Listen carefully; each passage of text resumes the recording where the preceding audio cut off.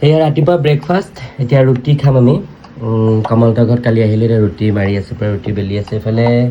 আলু ভাজি ৰুটি আলু ভাজি ৰাতি ঘৰ আহি পৰা ভিডিঅ' কৰা নহ'ল এয়া ৰাতিপুৱা দৃশ্য সকলোৱে নিজৰ নিজৰ কামত লাগি গৈছে ব্ৰেকফাষ্টৰ কাৰণে ৰুটি আলু ভাজি ৰেডি কৰি আছোঁ আৰু এয়া বেদান্ত ফোনত ব্যস্ত এই আমাৰ ৰুটি বনাইছে ভাজি বনাইছে